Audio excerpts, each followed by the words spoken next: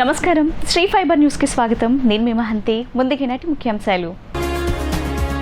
రాజంపేట ఎన్నికల ప్రచారంలో పాల్గొన్న ముఖ్యమంత్రి వైఎస్ జగన్మోహన్ రెడ్డి పెత్తందార్ల కూటమిని వ్యతిరేకించాలని పిలుపు. విశాఖపట్నం ప్రజాగలం సభలో పాల్గొన్న టీడీపీ అధినేత చంద్రబాబు, జగన్ బటన్ నొక్కినా ఖాతాల్లో డబ్బులు రావటం లేదని ఆరోపణ. పశ్చిమ నియోజకవర్గంలోని వారాహి విజయభేరి సభలో పాల్గొన్న జనసేన అధినేత పవన్ కళ్యాణ్, వంగవీటి రాధా గురించి ప్రత్యేకంగా ప్రస్తావించిన జనసేనాని. పెత్తందార్ల కూటమిని వ్యతిరేకించండని సీఎం వైఎస్ జగన్మోహన్ రెడ్డి పిలుపునిచ్చారు. చంద్రబాబు అంతటి అవినీతిపరుడు దేశంలోనే లేడని మోడీ అన్నారు. కూటమిలో చేరగానే అదే నోటితో చంద్రబాబును పొగుడుతున్నాడని ఆరోపించారు. చంద్రబాబు దత్తపుత్రుడికి ఏం కావాలో అది మాత్రమే మాట్లాడారని ఆయన స్పష్టం చేశారు. రాజంపేట ఎన్నికల ప్రచారంలో ముఖ్యమంత్రి వైఎస్ జగన్మోహన్ రెడ్డి పాల్గొన్నారు. 2014లో ఇదే కూటమి ఇచ్చిన హామీల్లో ఒక్కటైనా నెరవేర్చారా అని ప్రశ్నించారు. చంద్రబాబు కూటమి పెత్తందార్ల కూటమి అని ఆరోపించారు. ప్రభుత్వ బడుల్లో ఇంగ్లీష్ మీడియం తీసుకొస్తే వ్యతిరేకించారని మండిపడ్డారు. పెత్తందార్ల పిల్లలు మాత్రమే ఇంగ్లీష్ మీడియంలో చదువుకోవాలా? 59 నెలల్లో విప్లవాత్మక మార్పులు తీసుకొచ్చాం. మేనిఫెస్టోలోని 99% హామీలను నెరవేర్చాం. 2,31,000 ప్రభుత్వ ఉద్యోగాలు కల్పించామని స్పష్టం చేశారు. అక్క చెల్లమ్మలకు నేరుగా 2,70,000 కోట్లు అందించామని సీఎం వివరించారు. మొన్న ఈ మధ్య కాలంలోనే అమిత్ షా వచ్చాడు. చంద్రబాబును పక్కన పెట్టుకుని తాను మాట్లాడుతూ ఉన్నాడు. ఈ పెత్తందారుల కూటమి అంతా కూడా పేద పిల్లలకు గవర్నమెంట్ బడులలో ఇంగ్లీష్ మీడియం చదువులు చెప్పిస్తా ఉంటే తట్టుకోలేని పెత్తందారులు వీళ్ళంతా కూడా. పేద పిల్లలకు గవర్నమెంట్ బడులలో ఇంగ్లీష్ మీడియం చెప్పిస్తా ఉంటే ఈ పెత్తందారుల కూటమి వ్యతిరేకిస్తా ఉన్న పెత్తందారుల కూటమి మీద నేను అడుగుతా ఉన్నా. మొన్న అమిత్ షా వచ్చి ఈ మాటను మాట్లాడుతా ఉన్నా. ఈ ఢిల్లీ పెద్దలను అడుగుతా ఉన్నా, ఈ చంద్రబాబును అడుగుతా ఉన్నా, ఈ దత్తపుత్రుడిని అడుగుతా ఉన్నా, వీళ్లకు మద్దతు ఇస్తా ఉన్నా. రామోజీరావును, ఈనాడు రామోజీరావుని అడుగుతా ఉన్నా, ఆ రాధాకృష్ణని అడుగుతా ఉన్నా, TV5 అడుగుతా ఉన్నా,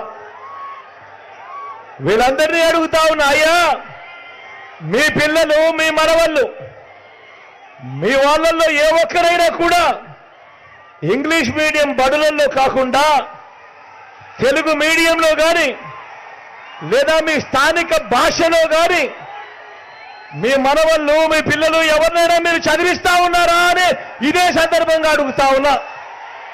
నేను అడుగుతా ఉన్నా, ఇటువంటి భావజాలం, ఇటువంటి పెత్తందారీ భావజాలంతో ఇలాంటి వాళ్ళు ప్రజల ముందుకు వచ్చి మాకు ఓటు వేయండి అని చెప్పి ఇలాంటి వారు అడుగుతా ఉన్నారు అనంటే, ఇలాంటి వారికి రేపొద్దున ఓటు వేస్తే పేద పిల్లలు గవర్నమెంట్ బడులలో చదువుతా ఉన్న పిల్లలకు ఏ ఒక్కరికైనా కూడా ఇంగ్లీష్ మీడియం వీళ్ళు నేర్పుతారా అని ఇదే సందర్భంగా నేను మిమ్మల్ని అడుగుతా ఉన్నా.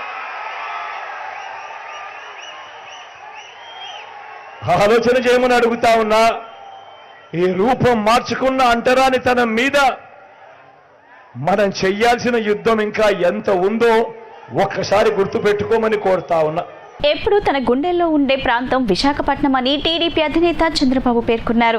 తాను మెచ్చిన ప్రాంతం, తనను అభిమానించే ప్రాంతం, ఒక మంచి ప్రజానీకం ఉండే ప్రాంతం విశాఖపట్నం అని అభివర్ణించారు.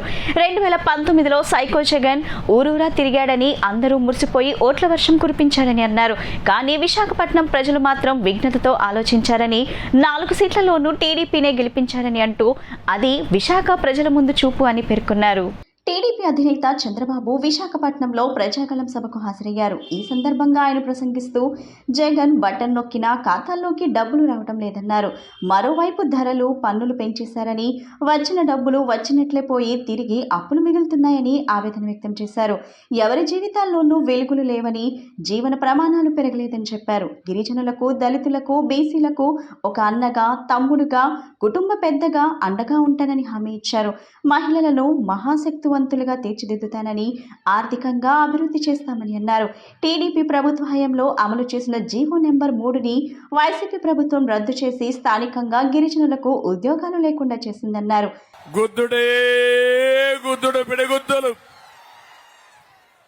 ఎవరికైనా ఎగ్జామిషన్ ఉందా తమ్ముళ్ళు?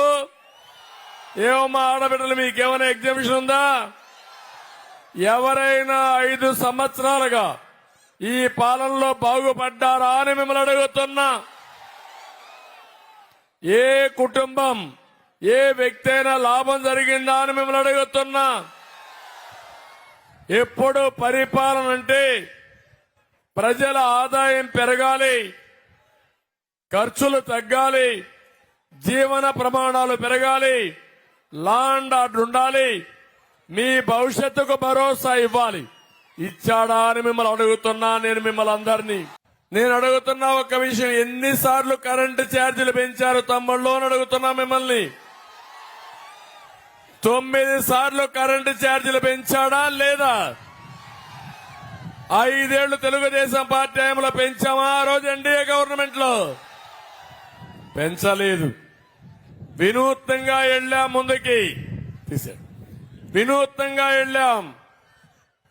సోలార్ ఎనర్జీ గాని విండ్ ఎనర్జీ కూడా శ్రీకారం చుట్టి 22.5 మిలియన్ యూనిట్లు కరెంటు కొరతుంటే 3 నెలల్లో కరెంటు కొరత అధిగమించి నాణ్యమైన కరెంట్ ఇచ్చిన ఘనత తెలుగుదేశం ప్రభుత్వం. అవునా కాదా ఒకసారి గుర్తు చేసుకోండి. మిగులు కరెంటు సాధించాం.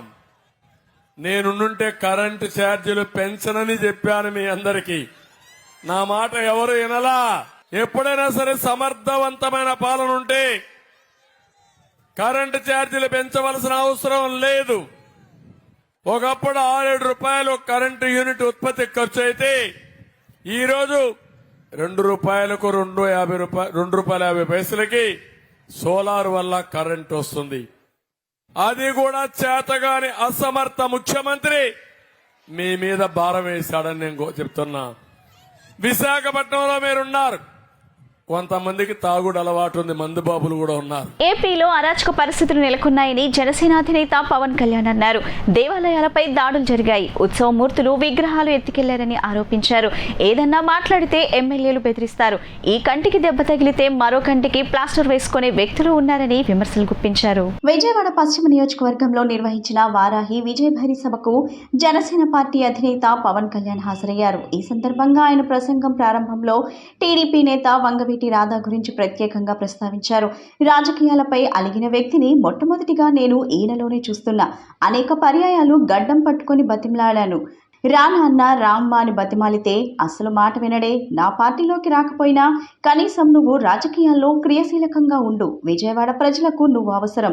నాన్నగారి వారసత్వాన్ని ముందుకు తీసుకువెళ్లాలని చెప్పాను. ఏదైతేనేం ఈ రోజు జూలు దులుపుకొని బయటకు వచ్చాడు. ఇవాళ కూడా వారాహి వాహనం కింద దాక్కున్నాడు. వీల్లేదు, నువ్వు బయటకు రావాల్సిందే. విజయవాడ ప్రజలకు నువ్వు కనిపించాల్సిందే అని వేదికపైకి లాక్కొచ్చాను. రాధాకు సోదరుడు వంగవీటి రంగాకి నా హృదయపూర్వక నమస్కారాలు. వ్యక్తులు చాలా అవసరం, మనకు బలమైన నాయకుల సమూహాలు కావాలని వ్యాఖ్యానించారు. వాస్తవానికి విజయవాడ వెస్ట్ జనసేన సీటు, అందుకే ఒప్పుకోవాల్సి వచ్చిందన్నారు. ఏపీలో అరాచక పరిస్థితులు నెలకొన్నాయి, దేవాలయాలపై దాడులు జరిగాయి, ఉత్సవమూర్తుల విగ్రహాలు ఎత్తుకెళ్లారు. ఏదన్నా మాట్లాడితే ఎమ్మెల్యేలు బెదిరిస్తారు, ఈ కంటికి దెబ్బ తగిలితే మరో కంటికి ప్లాస్టర్ వేసుకునే వ్యక్తులు ఉన్నారని అన్నారు. వాళ్ళ నాయకుడి తలకు రాయి తగిలిందంట. ఆ రాయి ఏంటో గాని తల చుట్టూ 360 డిగ్రీలు తిరిగి ఇటు తగిలిందంట. దానికి ఆయన ఎంతో బాధపడిపోతున్నారు. ఆయన నటనతో పోల్చితే నేను సినిమాల్లో కూడా అంత పర్ఫార్మెన్స్ ఇవ్వలేదు. అమ్మవారి ఉత్సవ విగ్రహాలను తీసుకెళ్లే రథాలు, వెండి సింహాలు పోతే కాల్మనీలో కూర్చొని అరెస్ట్ అయిన వ్యక్తుల్ని దుర్గాదేవి గుడికి చైర్మన్గా పెట్టారు. ఏదైనా మాట్లాడితే బెదిరిస్తారు. ఉన్న ఎమ్మెల్యే బెదిరిస్తాడు. ఈ కంటికి దెబ్బ తగిలితే ఈ కంటికి ప్లాస్టర్ వేసుకునే వ్యక్తులు మనకి. వాళ్ళ నాటకాలకి 1-2 వాళ్ళ నాయకుడికి దెబ్బ తగిలితే ఆ రాయి అంటే విచిత్రంగా ఇటు పడితే ఈయనకెళ్ళి అది ఇటు తిరిగి అటు తిరిగి 360 డిగ్రీ తిరిగి ఇటు తగిలిందంట. దానికి పాపం చాలా బాధపడుతున్నారు. ఇలా కన్ను కొడితే ఇలా చాలా పెడితే. నేను సినిమాలో కూడా అంత నటన నా వల్ల కాదు, నేను అంత పెర్ఫార్మెన్స్ నేను చేయలేదు. కానీ ఆస్కర్ లెవెల్ పెర్ఫార్మెన్స్.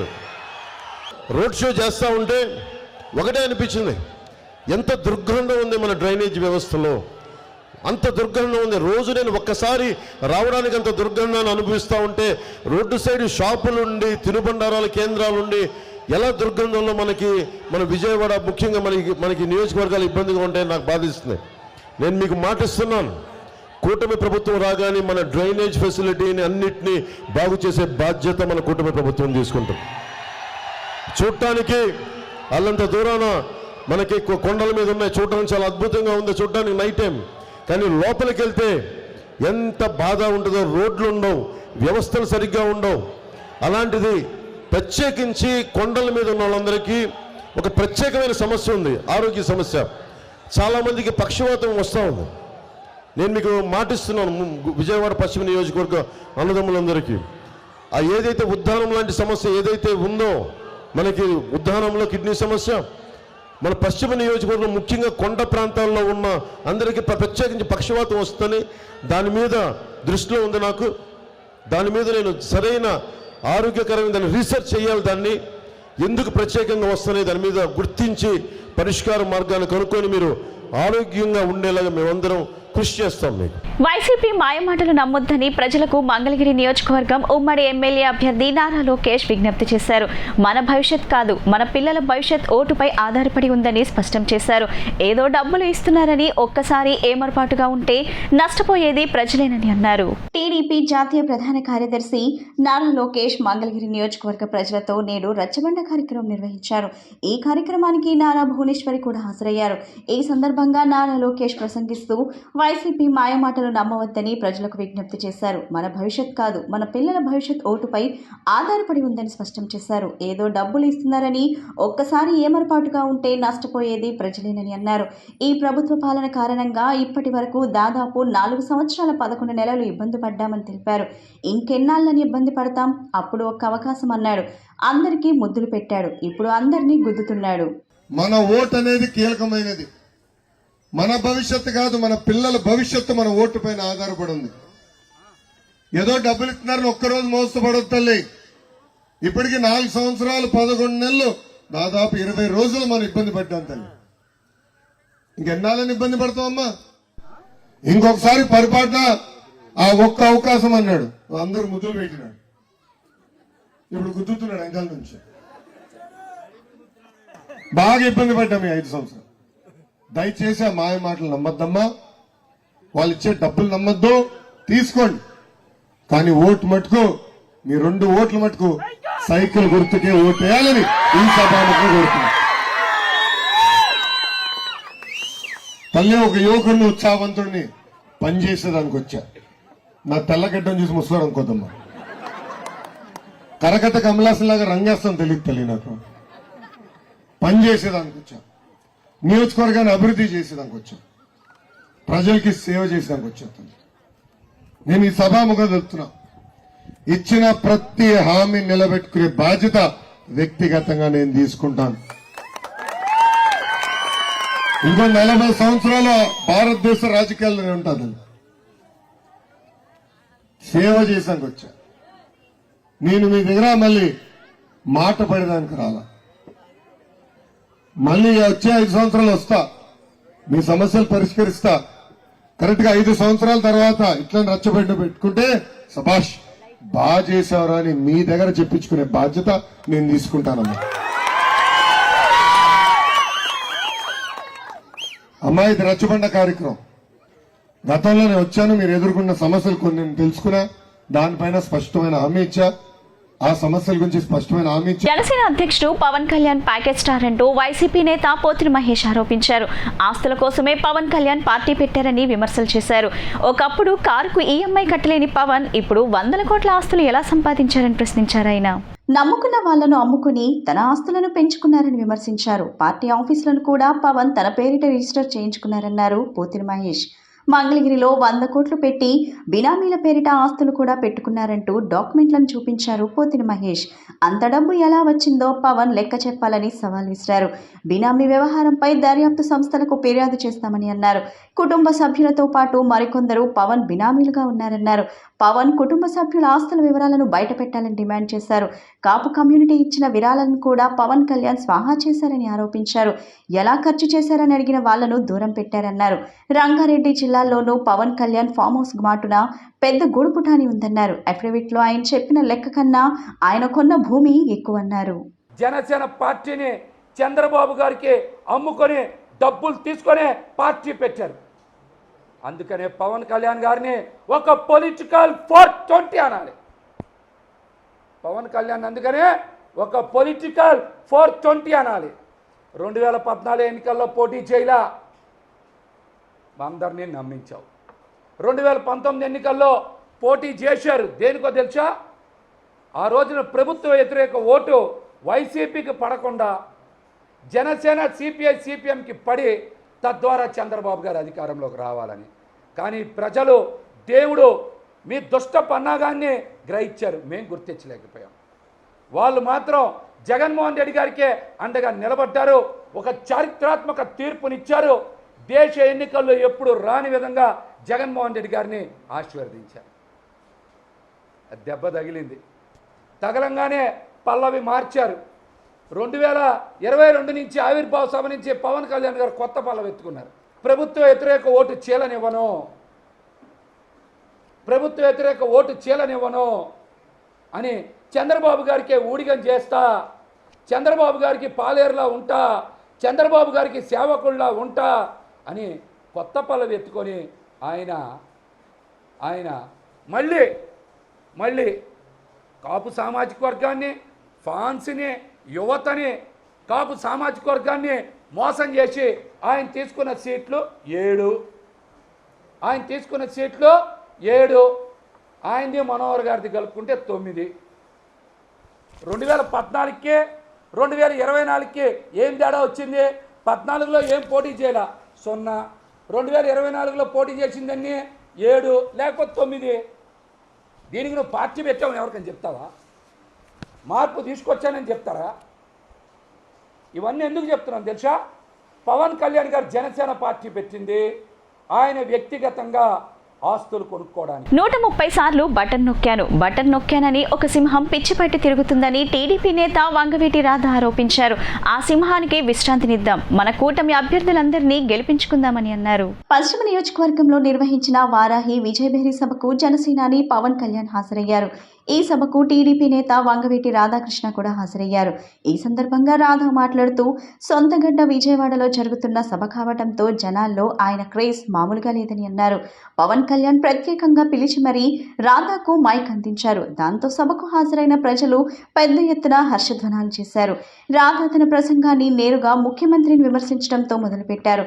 సింహాలు, పులులు అడవుల్లో ఉండాలి, మనకు కావాల్సింది ప్రజానాయకులని స్పష్టం చేశారు. 59 నెలల నుంచి 130 సార్లు బటన్ నొక్కానని చెప్పి అరుచుకుంటూ ఒక సింహం పిచ్చి పట్టి తిరుగుతుంది. ఆ సింహంకి విశ్రాంతి ఇద్దాం, మనందరూ కూటమి అభ్యర్థుల్ని గెలిపించుకుందామని చెప్పని కూడా మిమ్మల్ని అందరినీ కోరుకుంటూ, సింహాలు పుల్లు అడవుల్లో ఉండాలి, మనకు కావాల్సింది ప్రజల నాయకులు అని చెప్పని కూడా మిమ్మల్ని అందరినీ కోరుకుంటూ, జగన్ రెడ్డి గారు బటన్ నొక్కాను సంక్షేమం అందజేశారని చెప్పి అంటున్నారు. అయ్యా మీరెంత నొక్కేశారో ఒకసారి ప్రజలందరూ కూడా చెప్తే బాగుంటుందని చెప్పని కూడా కోరుతా ఉన్నాం. ఇది పవన్ కళ్యాణ్ గారు తగ్గారని చెప్పని అంటా ఉన్నారు. ఎక్కడ తగ్గారని చెప్పని అంటున్నాం మేము. ఒక పిలిపిస్తే జనసేన అని ఒక పిలిపిస్తే జన సైనికులు 175 నియోజకవర్గాలు అండగా నిలిచారు. అది జనసేనానికి ఉన్న బలం. ఇది ఇవాళ పార్టీల కూటమి కాదు, ఇది ఒక ప్రజా కూటమి. ఇది మనందరం కలిసికట్టుగా ప్రయాణం చేస్తే తప్ప భావితరాల భవిష్యత్తు కాపాడుకోలేదని చెప్పని కూడా మిమ్మల్ని అందరినీ ఆలోచించమని చెప్పని కోరుకుంటూ, పెద్దలు విచ్చేశారు.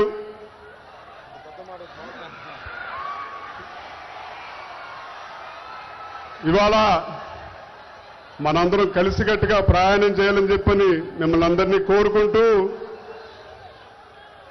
మా నాయకులు కీర్తిశేషులు రంగా గారు ఇచ్చిన స్ఫూర్తి చేయి కలుపు, చేయి జారది గెలుపు అనే పిలుపుతోటి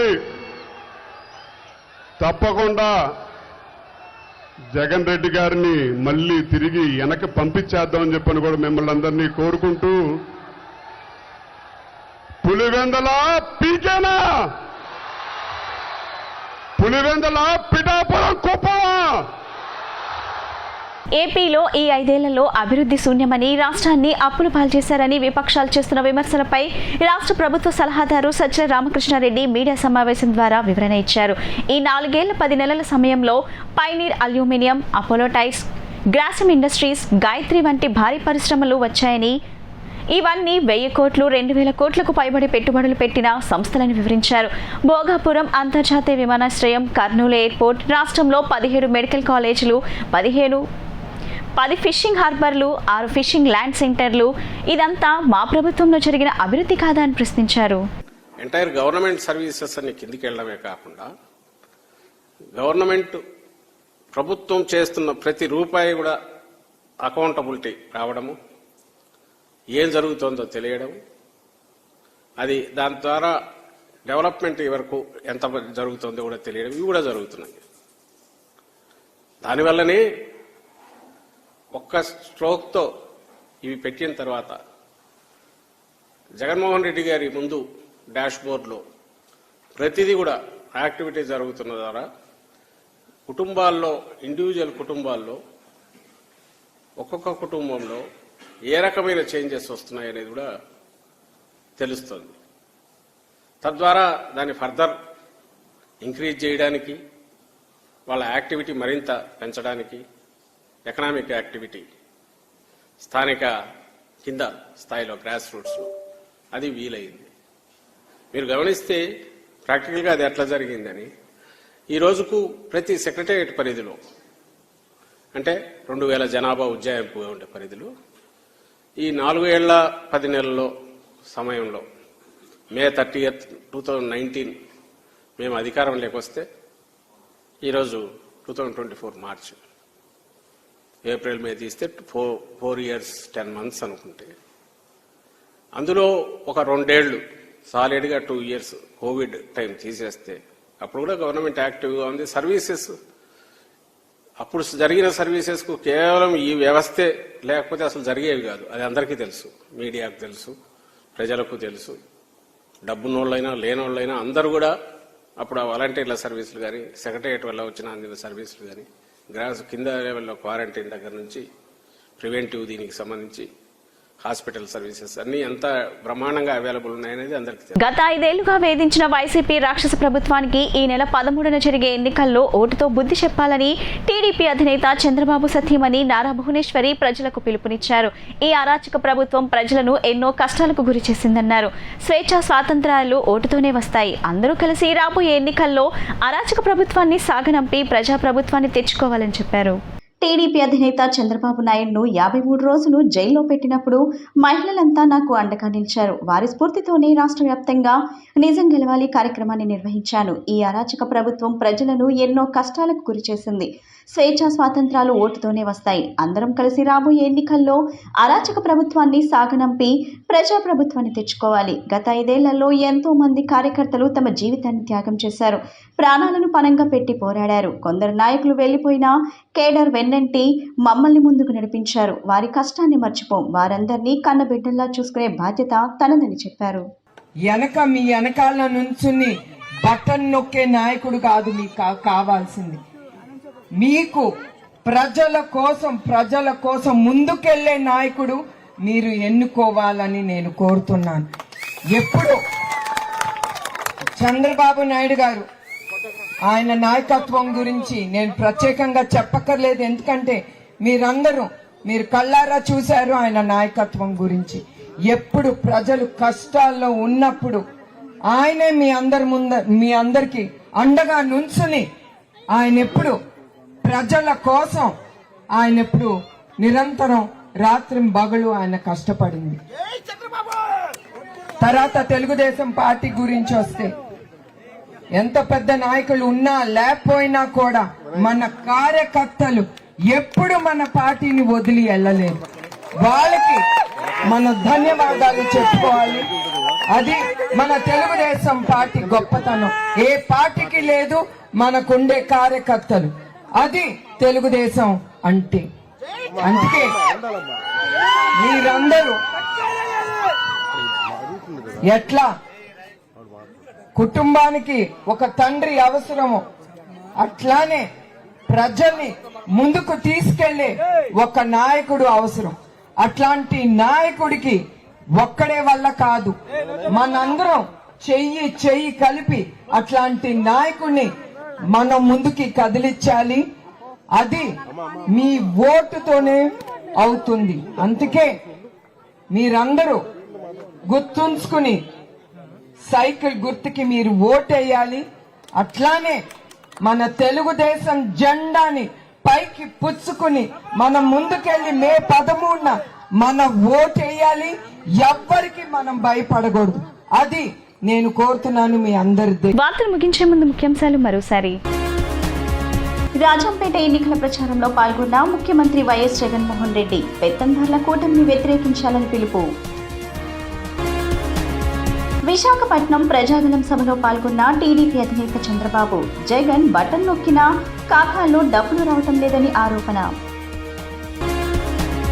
పశ్చిమ నియోజకవర్గంలోని వారాహి విజయభేరి సభలో పాల్గొన్న జనసేన అధినేత పవన్ కళ్యాణ్, వంగవీటి రాధా గురించి ప్రత్యేకంగా ప్రస్తావించిన జనసేనాని. ఈ బులెటిన్ ఇంతటితో సమాప్తం. తిరిగి మరో బులెటిన్లో కలుద్దాం. నమస్కారం.